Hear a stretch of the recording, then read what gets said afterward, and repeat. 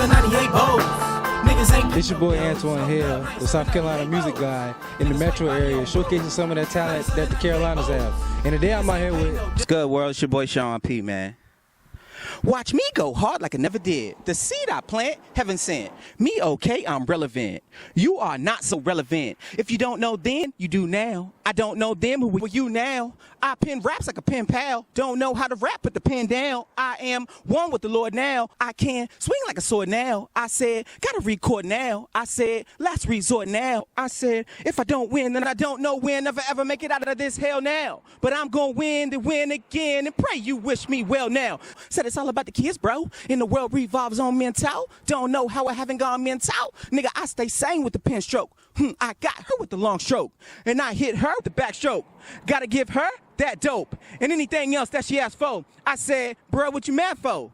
Cause I go hard like asphalt. I said, what I got to brag for? See it backwards, we get what I came for. I said, ha. It's your boy Sean P, man. All right, where you from? Originally from the DMV, but I'm here by the way of Columbia, South Carolina. All right, so let me ask you think where you from has an influence on your music? Most definitely. And I mean, I think that goes for anybody and everybody for the most part. I mean, where you're from and what you've experienced always plays a part in the art. And if it doesn't, then I don't even know how I can signify it as real. But everything that I've experienced in my environment up until this point has kind of led me to where I am in terms of where Come As You Are. So what would you say that inspired you to rap? Man, for the most part, to be honest, I didn't start rapping until I was 18. I'm 19 now with 15 years of experience, so, you know, ponder that. But nonetheless, I guess for the most part, it was a trip to the studio with one of my good friends I grew up rapping with, and another guy named DJ Joe Ice. And we went to the studio for the first time, and it was probably the first time I was doing something and felt like maybe this is what I was supposed to be doing. I was always searching for what that was, and the first night me being in the studio, we did a bunch of bullshit. Nothing really came from it, but it kind of gave me a taste, and from that point, I was off writing every day that I possibly could, and, you know, I never stopped since. All right, so your music is very racially motivated. What inspired you to rap like that? Some of the things that I've dealt with and seen, just here in 2018 and realizing that racism is still something that we deal with, even though we shy away from it. And it's something that I've seen here, unfortunately, but I mean, I can draw it back to one instance, if I'm going to be honest with you.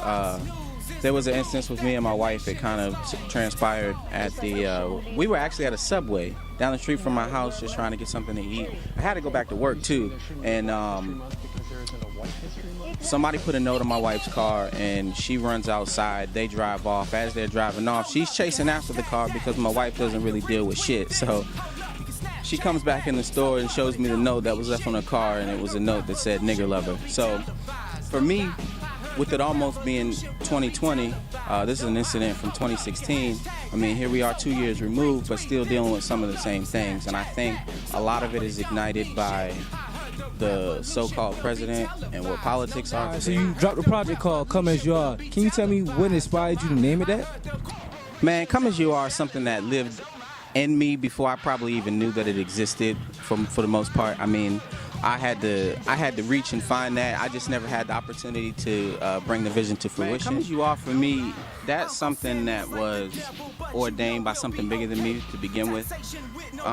Just being through some of the things that I've been through thus far in my life have gotten me to this point that have led up to Come As You Are, and here we are. And it's just something that I've tried to preach day in and day out.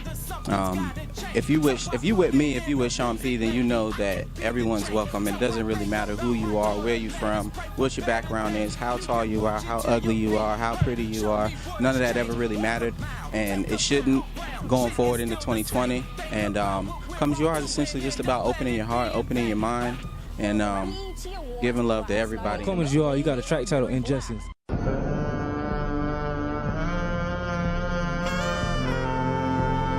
All of you represent enormous potential and enormous possibility for change, because we all know that injustice still exists. Justice here, we want right now. Let's start the fight and get it right now. I am the one, let's do it right now. Let's beat the odds and do it right now. Justice here, we want right now.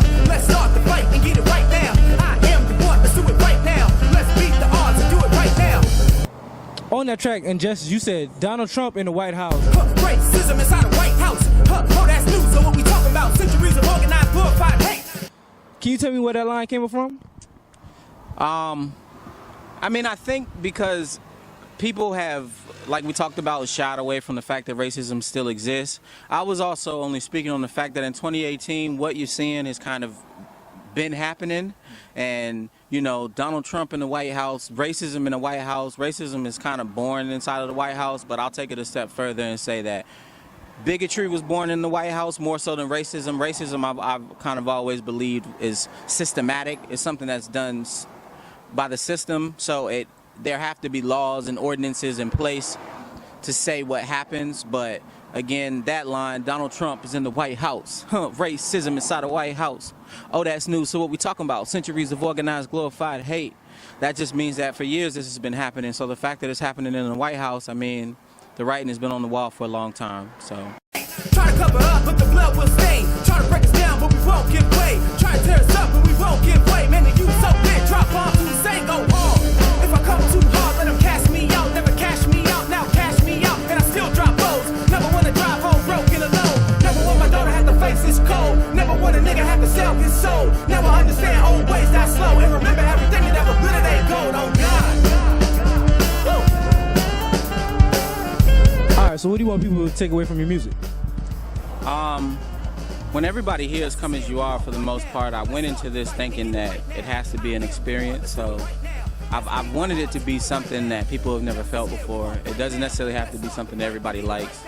It doesn't have to be your favorite music. It's a 30-minute LP, but when you walk away from it, I want you to feel like you've experienced something, some sort of emotion. And if I can evoke that, then I know that I'm doing the right thing. And just the authenticity of it, I know that you know, authenticity has always been big with me, especially since nowadays everything's about a gimmick. Everything's about cloud chasing. Where can people find your music? Man, the music is everywhere. You can catch me on YouTube, you can catch me on Spotify, iTunes. Hell yeah, it's hot out here. I'm sitting here. It's sweat, it's just bumping. You gotta know that if you're coming out here to do some shit in South Carolina,